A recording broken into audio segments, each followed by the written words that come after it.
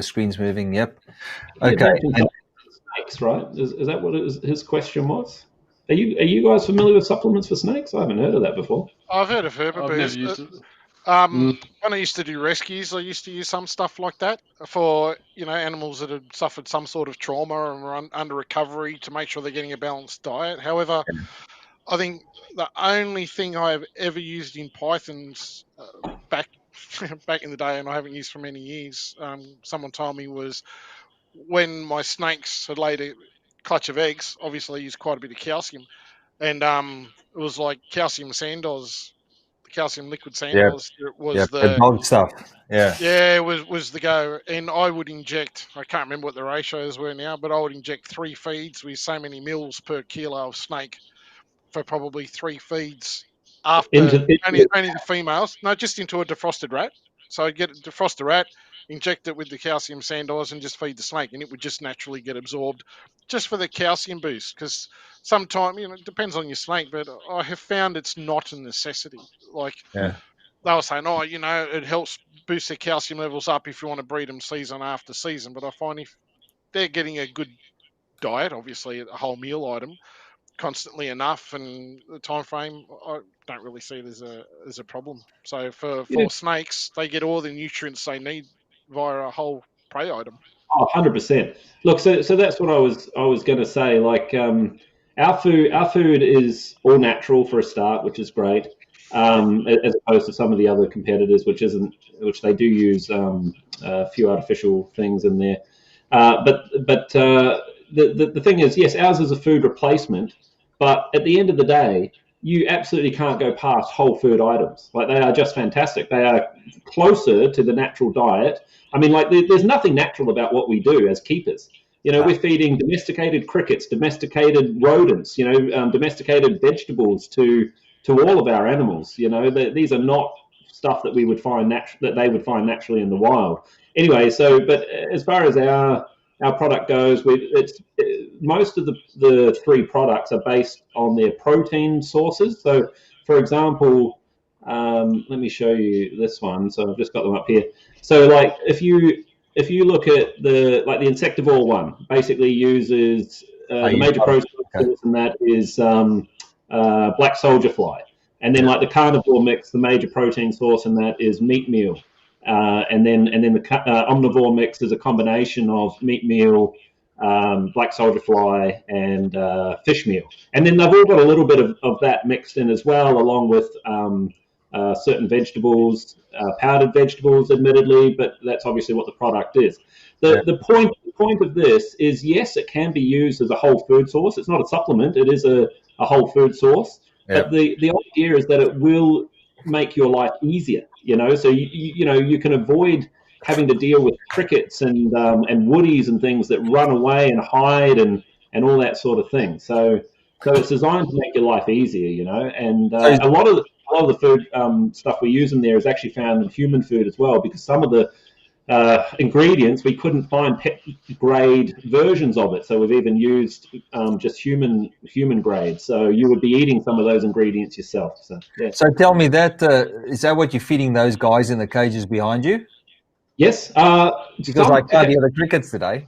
Yeah, that's right. Yes, look, I definitely do.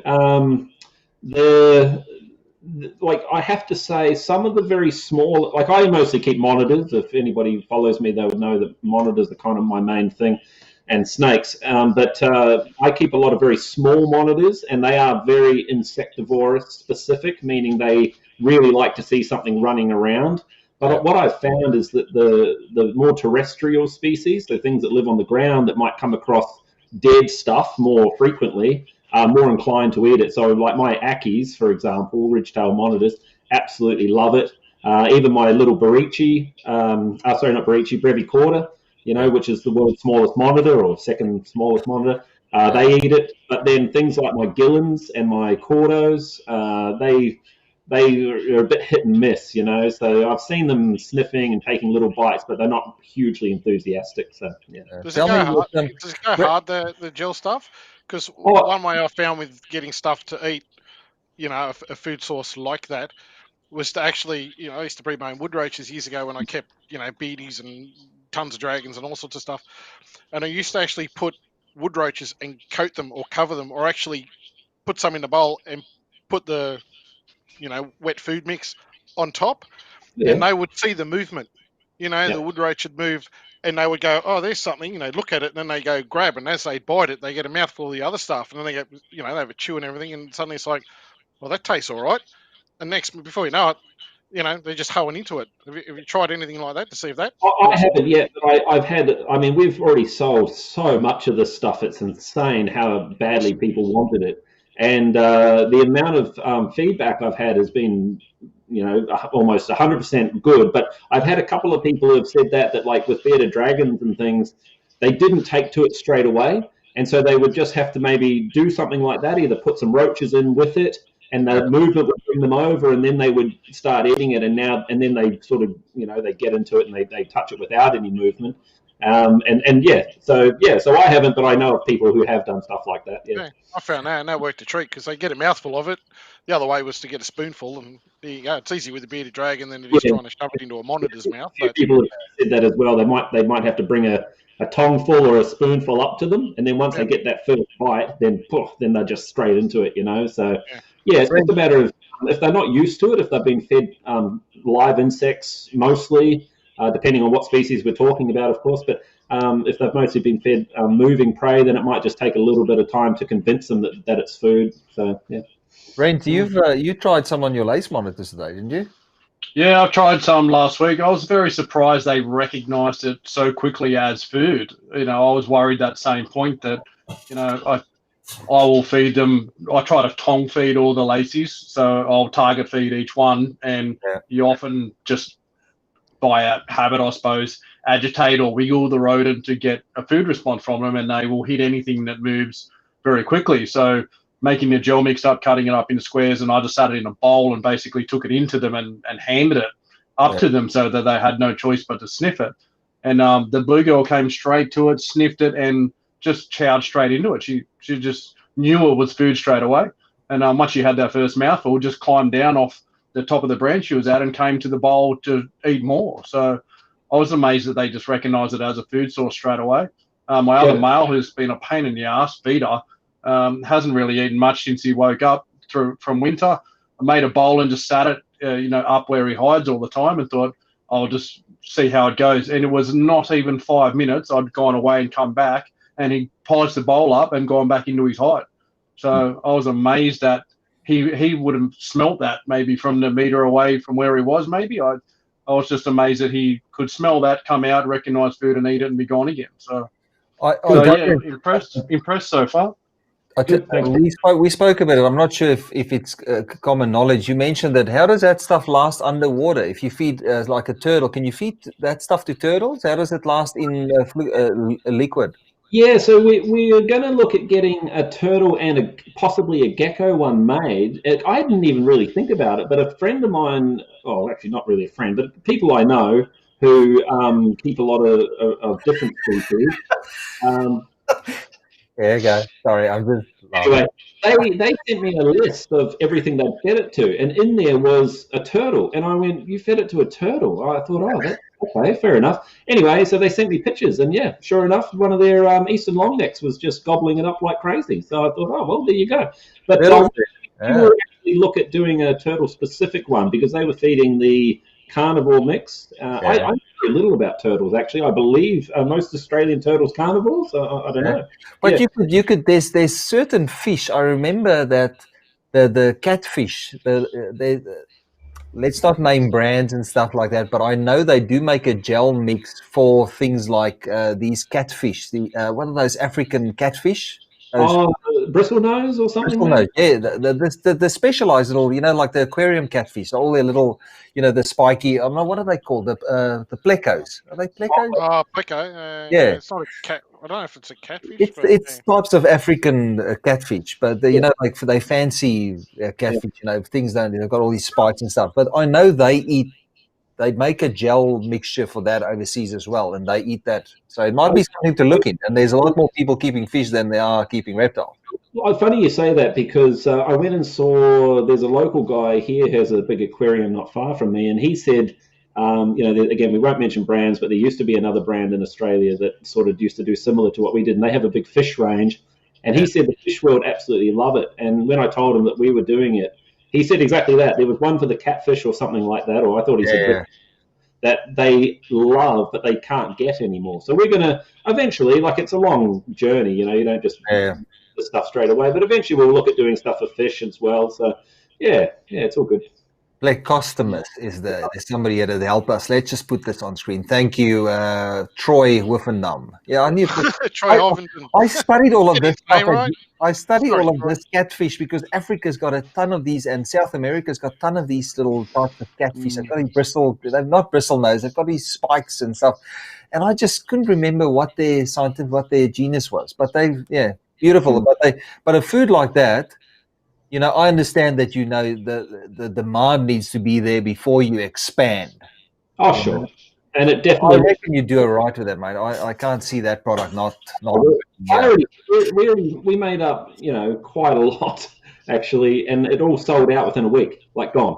And so we're our second lot now, and it's insane. I'm shocked at how much people wanted it.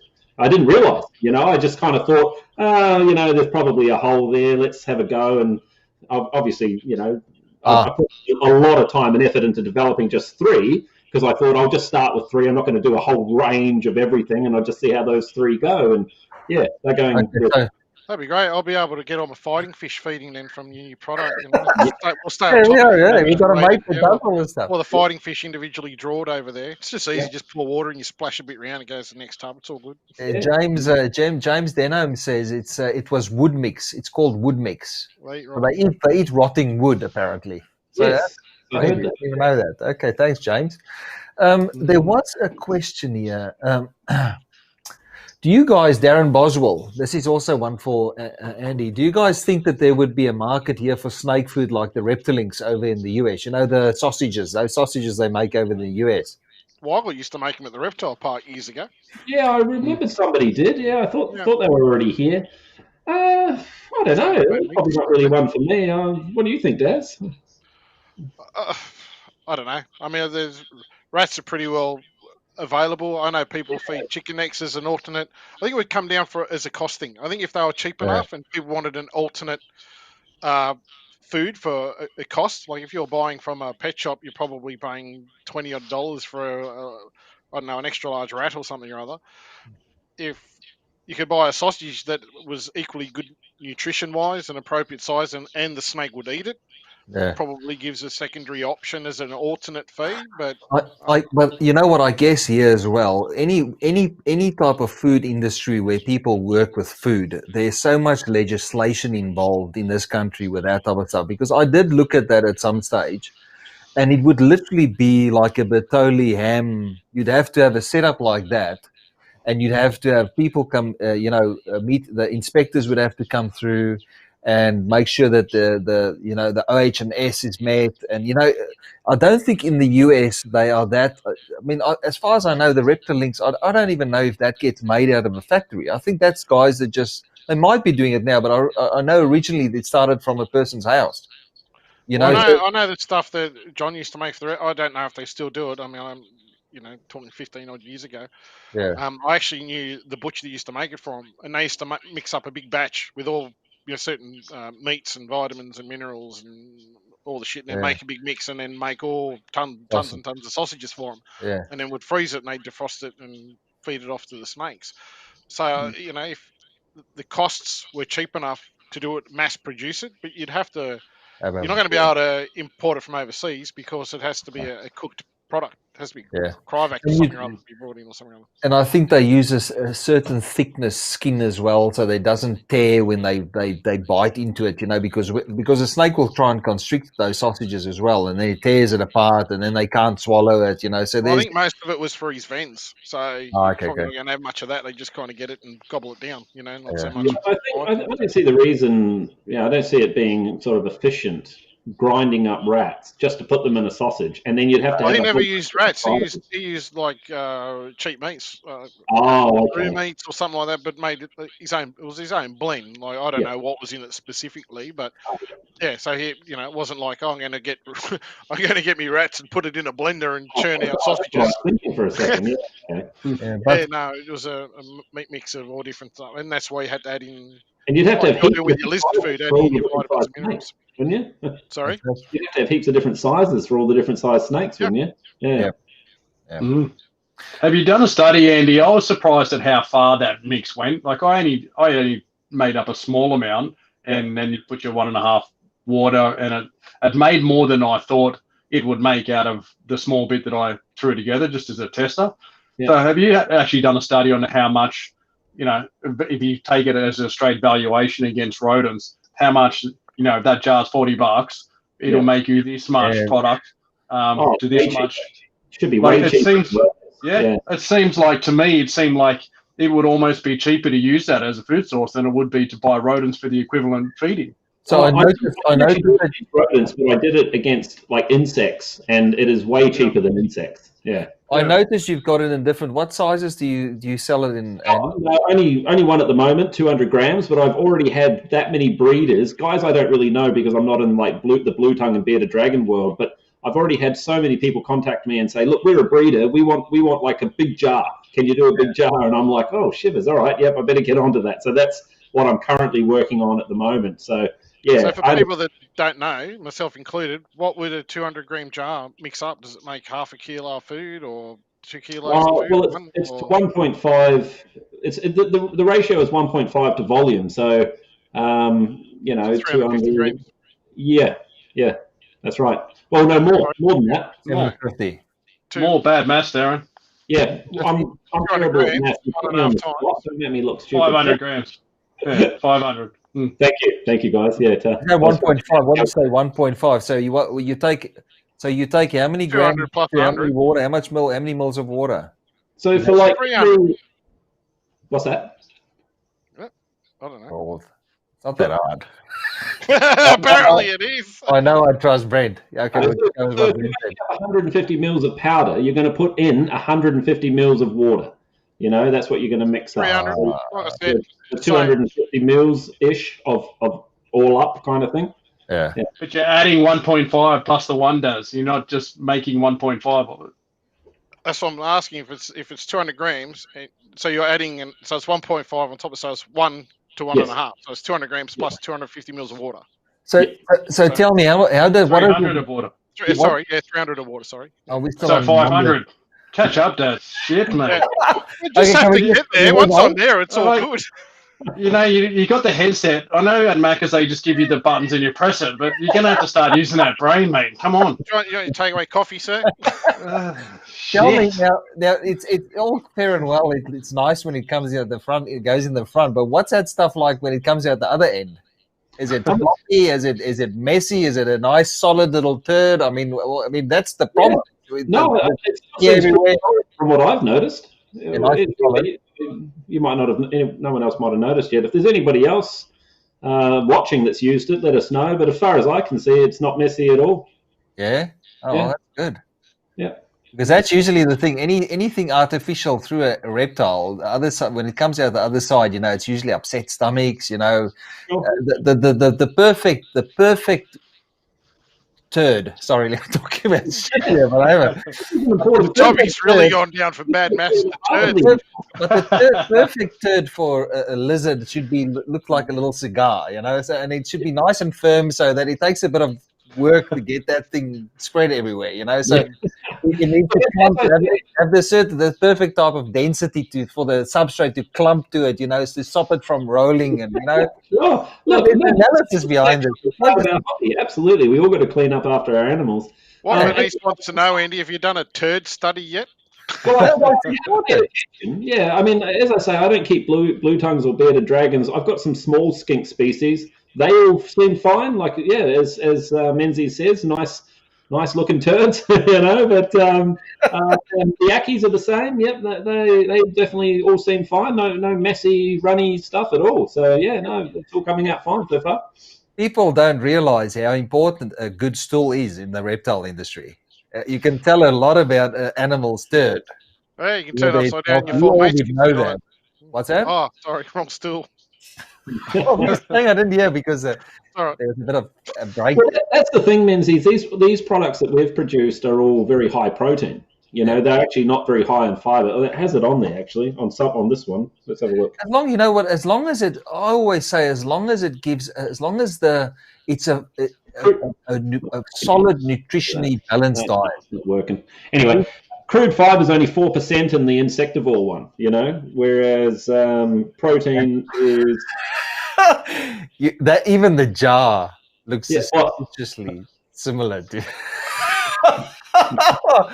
I love it. I love it. How else do you package it? I love the packaging. It's beautiful. It's well done. Your own photography on there. You put a lot of thought in that, mate. It's great. I love it. Let's move away from the poo talk. Sure. The shit talk, you mean? I'm amazed at Manison. You can tell he's a real scientist because he likes to, delve into how the shit tastes. And I remember when he was showing How me does this popping. spread on your toast? Yeah, I remember him showing me right here in this room, about popping males and getting sperm out, and he does this little. I nearly died. It was a good joke. But it's still the scientist in him runs deep. He just has to go to places that no other brain wants to go to. The more senses you can use, the more well-rounded a keeper It you doesn't make it right. It's a smell. It's a taste. It's a visual. We need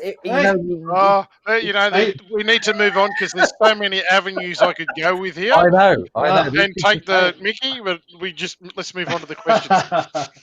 Well, that male albino's been a great breeder ever since you gave him that moment. He's really fired up for some reason. There's a question. Can we move on, please? Yeah, I am. So James, you guys should just talk because this is all business talk here. So James, just want you should reach out to Andy about this, about wholesaling and stuff like that. I don't know what's your bigger. Basically, I'll put the question up there. But what's your long-term vision with that product, Andy? Is it something that you'd go wholesale? Is it something that you want to see in the shops around Australia? Because I'm sure there'll be a lot of businesses that will want to look at. Can you upscale? That's the question. Oh, sure. Look, to be honest, I haven't thought that far ahead. I needed to see if it was going to be popular, which it most definitely is. We've already had 2 zoos contact us for samples, and so we sent some out to them so they could try it. So they're obviously, I don't even know how they found out about us, but they obviously want to give it a crack. So I had kind of considered, supplying zoos because, again, it should make things very easy for them, not having to keep insects and stuff. What's that, mate? We had this conversation the other night where your market should be. Where? Oh, I've forgotten what you said. Wholesale. Yeah. Look, for now, I'll just be the sole supplier until we get a bit of a handle on it, Yeah. But yeah, certainly we'll look at wholesaling to other retailers and things in the future. I don't see any reason why not. I really do think that Australia is such a small market for, especially stuff like that. And this is just my opinion, but to start something up, I think you need to just. Word of mouth will sell the shit out of that stuff. Speaking of small markets, I have a question for you, Andy. Yeah. Obviously, getting products along those similar sort of lines are quite difficult to get into the country. Would you face the same challenges exporting a product like that? That's why we did it. Yeah. Yeah, I looked into all of that. I have a bit of an advantage because my wife's a quarantine officer. And so she works in food imports and can check all that stuff for me. She knows exactly what I can bring in, what I can send out, and yeah. So there's Australia is really strict on what can come in, like really strict. But they don't really care too much what you send out. Yeah. So yeah. Except if it's wildlife, we all know that. But let's not go down that path as well. Is that coming in or going? Somebody asked you, Carl Smith asks a question about probing. Is it better? He says, Is it best to have someone probe a snake to get sexed or pop sex? What do you guys think, in your opinion, is the better way to sex a snake? I pop straight out of the egg. Like I just set up these all today. They've all got coloured dots on them for boys and girls, because straight out of the egg I find is the best time to pop. So I'll put down what I think, pretty confident. If you see hemipenes, you're very confident male. I sometimes will go back and check females just in case. Yeah. But I don't like to probe an animal that small. So I'll pop them at that age. And if it's something, important, maybe in 3 months or 6 months, then I'll run a probe through it just to check it. And, if you're selling an expensive animal, you want that thing to be 100% right. So, I'll probe that stuff before it will go to a new person. I guess we all have horror stories about buying a snake that ends up not being the right sex, but we won't go into delve into that. But it's the sooner you We're get still it in the PG time slot. We best not touch on that subject. But I always recommend, if somebody sells you a snake, doesn't matter what it is, and if it's something that is going to be a foundation for future projects, not even, you just make sure that as soon as you get a snake especially from interstate, try and get it sexed within the first week or two that you've got it. So if there's a problem with the sexing, and find somebody that can do it right.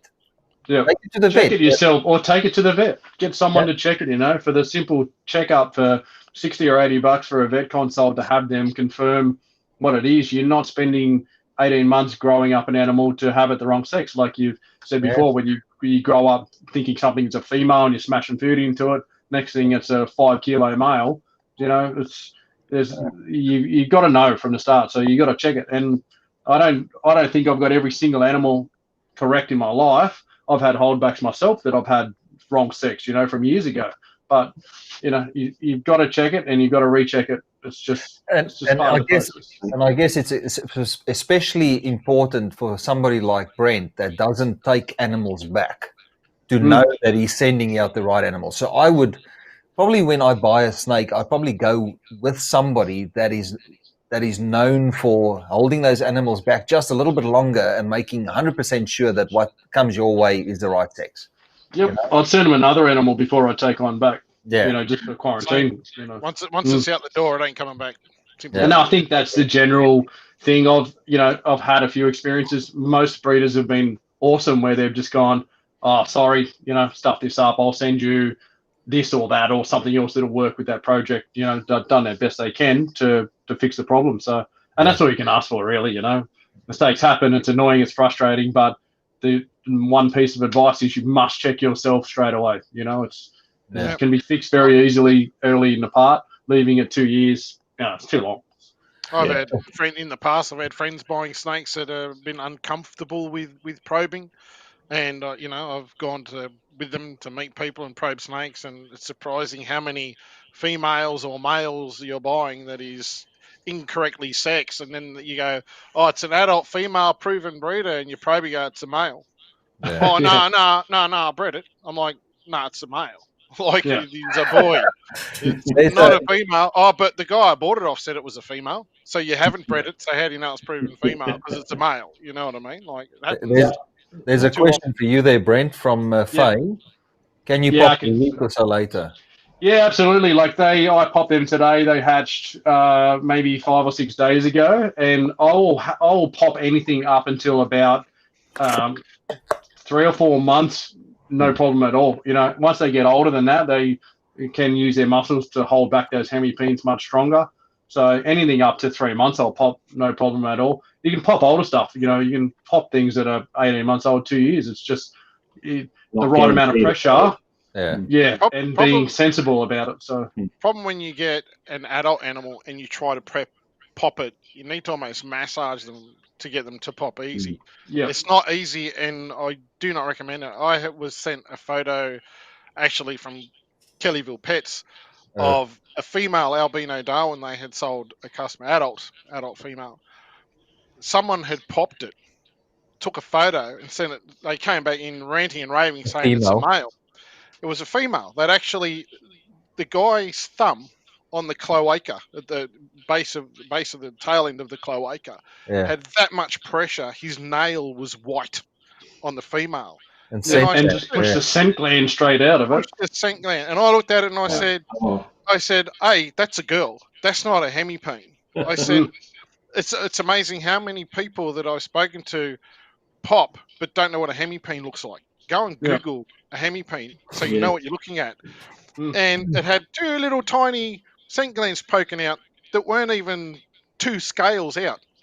You know, you're Yeah. talking a male where you're probing, let's say, 10, 11 scales for argument's sake. When that pops Hemipenes out, will be big. yeah, Mm. hemipenes are coming out, 8 or 9 scales, allowing Yes, for the cloaca gap and stuff like that. When he's coming out, not even going 2 scales, and I looked at it and said, no, that's a female. Oh, you sure? I'm like, yeah, they're scent glands. It's not a hemipene. And Mm. actually sent photos to mate Johnny Howard, got him to have a look and everything. And even, I think they might have been Shane Simpson, I think. And they will come back and go, no, it's a female. But the more disturbing fact was the pressure that this person, whoever it was, put on the base of that animal's tail and, let's say spine for argument's sake, Yeah, was you insane. snap that spine. The damage, like too much Yeah. pressure and a slight slip of the thumb, suddenly the tail's dislocated. Mm. Let me It see if I damaged can. I've got photos. I've got a video somewhere of me pop sexing. I've got one too. I was just looking it up. I'm just looking at. I'll have it here somewhere. So just bear with me. You guys just chat. I'll find it Yeah. in the But, millions of videos that I've got. I might beat you to it. Let's see. So when you're actually popping a hatchie, they haven't developed, and obviously their muscular retention of a hemipene is nowhere near as developed as an adult. So when you're popping it, they pop much easier. And if you can get someone to teach you how to pop correctly, with your first few clutches, once you learn the gentle pressure and the way to do it, it Yeah. is so much easier and so much safer than probing a little baby snake. Small And- ones, yeah. The action's everything. If you get the action right, they'll come out very, very easily. Very easy. And as Brent said before, when you see 2 hemipenes and you know what you're looking at, there's a male. There's not a question about it. It's a boy. When you pop it right, you'll see the tubes come out, and then you'll see the hemipenes come out of the tubes. You'll see the full process of it fully inverting inside. Yep. Let There's me no just question. see. I'm sure I've made so many videos of this stuff over the years, but to find that now, you guys keep going. Let me see if there's something. Would you show a video here? Okay, I'd love to learn how to sex my own animals. So Corey, I'd love to learn. Say, how did you guys learn how to do that? I mean, this is always a thing. At some stage you have to risk. Some stage you have to. I'm not saying it's for everybody, because there's really, you need to be shown. And I taught myself on the dead snake. Yeah, I was going to say I did 2 ways. I had a mate show me, Neil Cass, a mate of mine. Neil Cass. UK. Yeah, I remember Neil. Yeah. Hey mate, how's it going, mate? All right. He was a good bloke, very experienced. Taught me a lot about snakes and probing and breeding and a lot of other stuff back in the day. Yeah. But exactly the same thing. I was doing wires rescues at the time, and obviously you get called out. Oh, there's a red belly on my driveway. Yeah, you did see it before you drove over it and killed it. So I would probe those dead animals that were picked up on roadkills. If you had, hatchies come or don't make it through they're almost fully formed but don't hatch for whatever reason, I'd take those out, give them a clean out, or probe those. And I would just practice. Before I touched a live snake, I probably probed 30 dead ones. Not my ones, but just through rescues. And anyone I knew that had snakes through wires or Sydney Wildlife, I'd be like, oh, can you keep them? I'm trying to learn. And you would learn the pressures if you put it in and how far, and then how much pressure I needed to actually damage the animal. Like, obviously it's dead. But, so you kind of get a balance. When you feel it, you go, yeah, no, it's not quite there. You might have to take the probe out, re-lube it, and play around a little bit. And then you'll feel when you've got it right, and you'll know. And then you can take it out and measure your scale count. But the same as my niece, that's how I learned. Mostly dead animals, and then I started practicing on my own. Yeah. Once my confidence was there. There's a lot of videos on YouTube you can see, probing and popping. I think it is best to have someone who can do it show you firsthand and show how much pressure they're applying, to get a feel for how. And the more you do it, the better you get with it. But you need to, your foundations need to be right. You have to learn from somebody that's competent with it. Yeah. Yeah. And be prepared to get bitten on the arm, the finger, the stomach, the head, the neck. You know, if you've got no one else that can hold the end and you've got it tucked under here and you're trying to probe out this way. Yeah, they don't like you fiddling with their bits too much, do they? Yeah, they do not at all. What have you shoved in there? Whack. And you certainly get to be pissed on and shit on all over the place as well. So Yep. Yeah, when you get your clutch out and you start popping it, make sure you got at least 10 sheets of paper towel sitting there for everyone that takes it sprays and squirts all over you. Yep. Are you still looking, Andy, or am I still looking here? Oh, I found mine but couldn't get it to share, so I gave up. You'd have to share your screen and then run it through hold on, I'll figure it out. I can do that, I suppose. Yeah. Screen share, and then I'll minimize the screen and we can watch it full screen. All right, let's see if this. Enlarged hemi panes. Oh, shit. You go, and then I'll minimize us, and then you go. All right, hang on. This is a joint project we're doing here. We've got 40 people watching, so that's good. In and out, a whole bunch of people from everywhere. So, and we lost a few. We lost a few when the feed went down. There we go. Hang on. It's white t-shirt. Oh, it's Andy. So you have to share your sound, Andy. When there's a button to click on the screen when you share the video. Share sound. Yeah. Where's that? On the screen share page. On mine?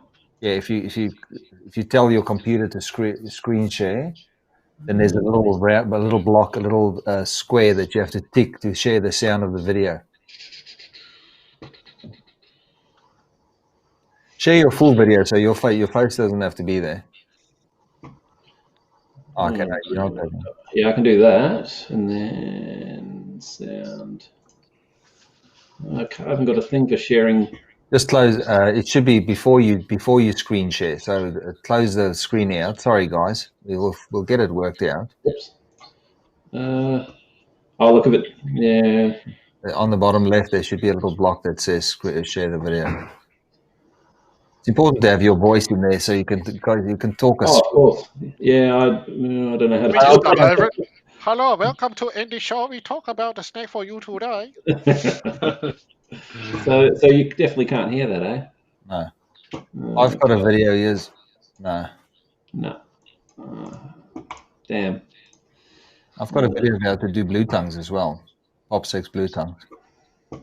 But that I wouldn't recommend that for the untrained hand, because that could end messy with blue tongues with the tails. Mm-hmm. That's Brent. Brent's sweating still. Hold on. I know I've got videos of sexy snakes.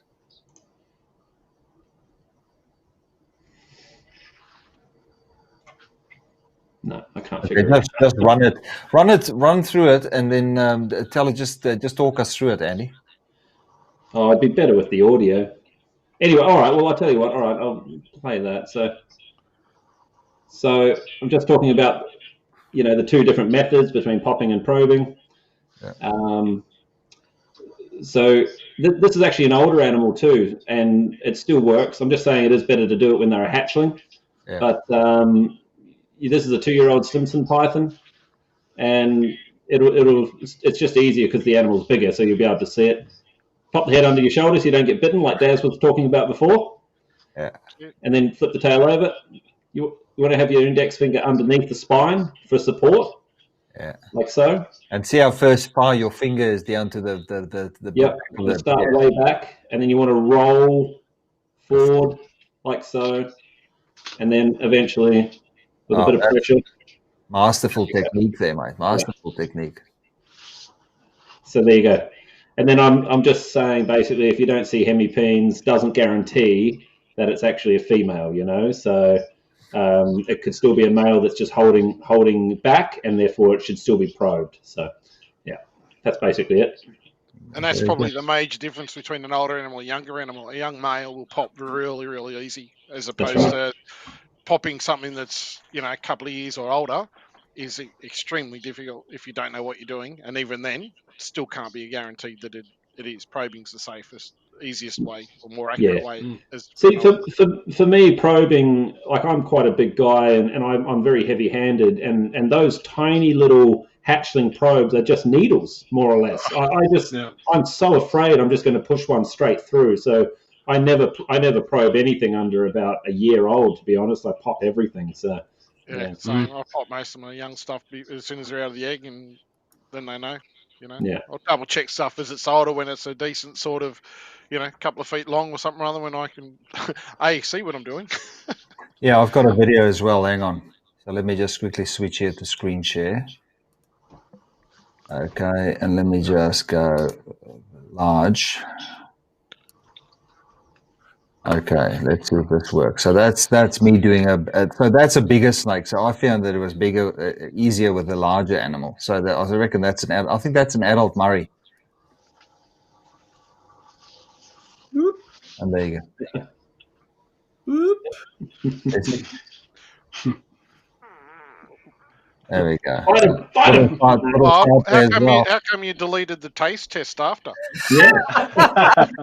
Not on that occasion. No. I must have been after lunch. So it's pretty straightforward. But that like I said, it is easier on. Let me see if I can. I've got a video of a blue tongue as well. But you guys talk. Let me just see if I can. I don't want to initiate. One thing you don't want to do is probe or pop during breeding season or coming into breeding season when males are developing sperm, potentially have sperm plugs. You can probe, and if it's got sperm plugs, you're going to get false readings, so to speak. You don't want. It's funny you guys had people to mentor you. I actually didn't in that area. I basically just grabbed live snakes and went to it. But I'll admit I did screw up once and had a female that I punctured, and she was an adult animal. And it went right through her. I pulled it out, and the probe had blood all over it. And I went, right, there you go. That's it. From that snake, I've never had a mistake since. I was like, okay, I understand how hard you can push. So I mean, the snake healed fine. She actually went on to breed and everything. So I was at the time a bit distraught and thought, oh my god, with a female. I've heard of people purposely doing it to males when they're selling project animals. Yeah, really? Hang on, I've got purposely probing through hemipenes on both sides. That's nasty. Why would you do I've got that? a video here for you guys. Hang on, I'll show you. So let me just put this up. So this was me going through a bunch of blue tongues just to sort of get a rough idea of what the sexes were. So I heard you could do this. This will be interesting. So I'll just start from the start. So you'll see there's a few that don't pop, and then there's some that they should pop easy if you do it. So this is a girl. Let's see. So I'm not pressing too hard, but you don't want to let them lose their tails. But see, this guy is going to be real quick. There they are. See them pop out. I could be totally wrong, but that looks like a hemipene to me. I don't want to go too hard, but there's this vein that runs here, that one. Yeah, they pop out. So that could be a scent. Now, that could be a scent. Joe Ball would know more, but that could be a scent land, or that could just be the start of the hemipene that comes out. But not all of them did that. And it was real easy with the males, I think, was real easy when I did that. But you don't have to. I've tried doing it with monitors many times. It's basically impossible, especially ridgetail monitors. Their tails are so hard, you get absolutely nothing. There we go. All right, so I think that was it. So see how easy that comes out? The more you do it, the easier it comes. So I think if it was a scent land, I don't think there'd be that. A hemipene's got that distinct vein running down the hemipene, that supplies it with the blood. Yeah. So I mean, I'll talk to Joe because it'd be interesting to see what Joe says. Joe Ball knows far more about blue tongues than I did, but I thought that's very suspicious that some of them had that and some of them didn't have those little nubs. How does he sex his blue tongues? I assume he sells sexed. How does he? I think they still use that dye stuff that they inject into the tails, and it lights up on under the. It's all got to do with those veins running down the tails because males need those big fat veins to inflate their hemipene. You know, so the blood supply, I think they injected there, and where the blood supply is, it actually colors that. But I'll speak completely out of my what I know, so I'm speak under correction here. So I don't want people. I did a in the monitor world, there's a technique called the transillumination sexing technique that's supposed to be effective with hatchlings once they're, under sort of 3 or 4 weeks old. Anyway, it's coined by Danny Brown. I don't know, lots of people swear by him. I don't think he's bad or whatever, but anyway, this technique was designed by him. I tested it on 2 clutches of Ackies and held them back, grew them up, and they were all wrong. I mean, wrong, like you can't believe. Got a 50% chance to get it right, the technique to the book, what's that? No, well, I spoke with Byron Manning. Right. I spoke with Byron Manning, who's pretty well known in the monitor world as well, and he reckons it's impossible to sex hatchling monitors until they're at least a year old, and I would agree with that. Based on ones that I've bred and raised up, it's more based on head shape and spurs. They're the 2 main things you can sex a hatchling. Yeah, but I've also bred Ackies for many, many years, and I would find that even spurs aren't a reliable thing. You would get 100% definition on extreme cases where you've got a real big cluster of spurs as opposed to one that virtually has 0. But then there's a lot in between that you kind of look at and go, well, it's got some spurs, doesn't have as much as him, but it's got more than her. Well, and I guess I relate it to you can probe a snake, and some are well endowed and some aren't. Well, that's the other thing, Daz. It's not. I believe that's changing too. It's not so much the shape or how many, because I know that's what they go on a lot. Believe it or not, this doesn't sound very scientific, but what guys I know do is they wait till they're a little bit older and they get their pinky nail and they run it along the thing, and it's based on how much it grabs. And I've bought about 5 or 6 small monitors off one guy who uses only that technique, and every one of them's been accurate. So, and that's Byron Manning as well, that suggests that you do that you run something very gently that captures the spurs, and it's based on their sort of spikiness, so something like that. Yeah. Interesting. So it's not like Roy Pales and dangling a ring over it and sexing the snake. Hey, I've tried that, and well, it's the same thing. You got a good 50% chance of getting it right. I've done that. I did that with a whole collection once, and it turned out spot on every time. I take it back. Believe it or not, it's actually a 33 1/3 repeat percent, because you've got to allow for those that are not quite sure what they are. So identified be identifying as a teapot, like I'm not sure. I went down to Roy Pales, and he had a piece of like a thread and a needle, and he showed me, and you literally hold that thing dead still over the snake, and that thing turns either clockwise or anti-clockwise, and it tells you if it's male or female. Yeah. And I'm telling you, I went home, I took that string over all my adult snakes, and that string turned in exactly the right way for each of the adults that I knew what the sex was. Believe it or not. This one's a boy.